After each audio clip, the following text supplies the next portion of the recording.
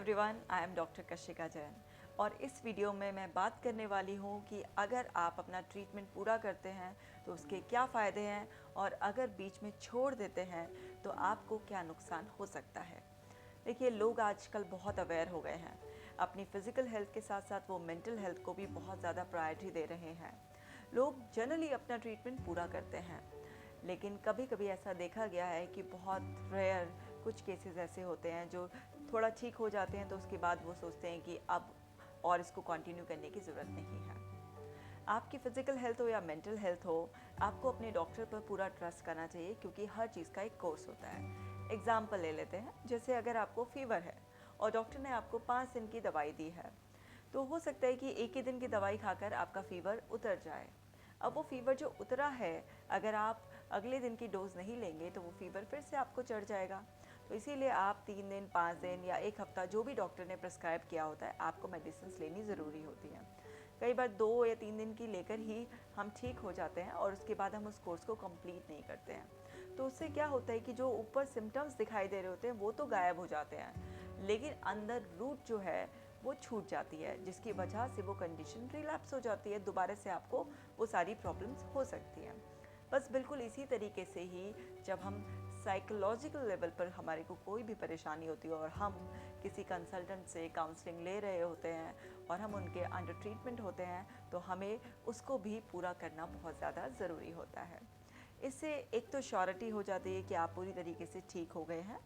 दूसरी बात यह है कि आपको बार बार जो दिक्कतें आ सकती हैं लाइफ में कि 2 महीने में, 6 महीने में या साल भर बाद फिर से कुछ सिम्टम्स ऐसे आने लगे हैं, तो आप उन सारी भविष्य की परेशानियों से भी बच जाते हैं।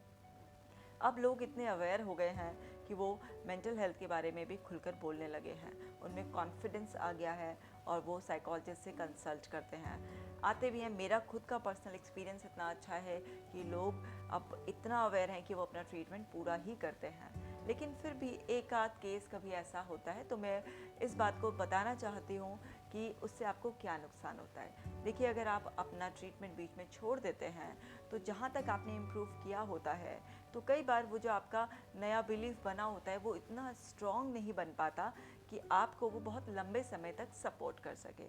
तो आपको अपने साइकोलॉजिस्ट पे भरोसा रखना चाहिए कि अगर वो आपको और सेशंस के लिए बुला रहे हैं, चाहे वो थेरेपी सेशंस के लिए हों या काउंसलिंग सेशंस के लिए हों, तो ये आपकी नीड है। बिकॉज़ आप शायद वो नहीं देख पाते जो आपका डॉक्टर देख पाता है।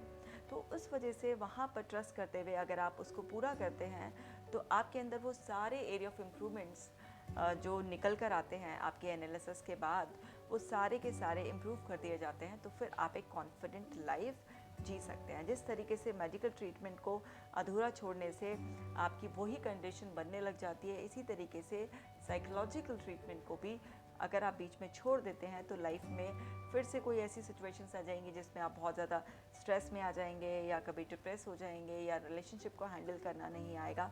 क्योंकि देखिए, इसको एक और एग्जांपल से समझ लेते हैं कि आपने एक पेड़ देखा और अभी वो आपको ऊपर से कुछ पत्ते सड़ते हुए नज़र आ रहे हैं, आपको लग रहा है उसमें कीड़ा लग गया है। तो अगर आप उसके केवल पत्ते छांट देंगे वहाँ से, तो वो कुछ टाइम के लिए ब्यूटीफाई हो जाएगा, वो आपको बिल्कुल सही लगने लगेगा। लेकिन कुछ टाइम के बाद फिर से उसके पत्ते सड़ने लगेंगे, वो गलने लगेंगे, बीच में से छेद हो जाते हैं। तो आपको क्या करना है, आपको रूट में जो है ना दवाई डालनी होती है कि रूट में अगर एक बार दवाई डाल दी तो फिर उससे क्या होता है कि जो नए पत्ते आते हैं वो फिर से बिल्कुल साफ़ सुथरे चमकदार होते हैं। तो इसी तरीके से आपका साइकोलॉजिस्ट जो है वो आपके रूट्स जो हैं आपकी प्रॉब्लम के, उन सब को हील कर रहा होता है, वहाँ से जो प्रॉब्लम बॉदरेशन है उस सब को रिमूव कर रहा होता है। तो इस हीलिंग प्रोसेस में थोड़ा सा समय लगता है और हमें पेशेंस बनाए रखना चाहिए। और कई बार ऐसा भी होता है कि आपके नेगेटिव कोर बिलीफ का पेड़ बहुत बड़ा होता है आपके अंदर, तो उसको उखाड़ना पड़ता है क्योंकि उसको केवल क्योर भी नहीं किया जा सकता, तो उसमें भी बहुत टाइम लगता है। अब क्या हो कि एक ऐसा सड़ा हुआ पेड़ है जो देखने में भी अच्छा नहीं है और किसी भी तरीके से कुछ बेनिफिट नहीं दे रहा है, तो हम उसे काटते हैं। अब काटेंगे, अगर हम ऊपर ऊपर की उसकी काट देंगे सारी शाखाएं और नीचे की जड़ छोड़ देंगे, तो क्या होगा, कुछ टाइम बाद वो फिर से पेड़ बन जाएगा। सो बस इतना ही तो सिंपल है अपने साइकोलॉजिकल जो काउंसलिंग ट्रीटमेंट है उसको भी समझना कि जब हम रूट पर वर्क कर रहे होते हैं तो कुछ चीज़ें ऐसी होती हैं जिसकी क्योर पॉसिबल है, कुछ चीज़ें ऐसी होती हैं कि वो आपके बिलीव्स चेंज करने हैं, मतलब वो तो हटाने ही हटाने हैं।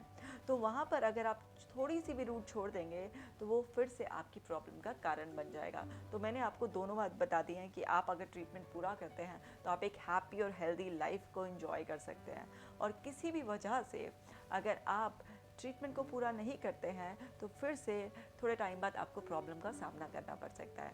मैं बहुत खुश हूँ, इतने सालों की प्रैक्टिस में मुझे ये एक्सपीरियंस मिला कि अब लोग इतना अवेयर हो गए हैं, बिना किसी हेजिटेशन के वो खुलकर अपनी बातें शेयर करते हैं और इस प्रोसेस को कंप्लीट कर कर अपने काउंसलर, अपने साइकोलॉजिस्ट के साथ मिलकर एक जर्नी तय करने के बाद एक हैप्पी और हेल्दी लाइफ को एंजॉय करते हैं।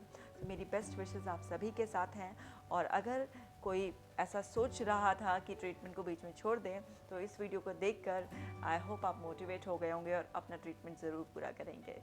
Stay connected because you are wonderful. Take care.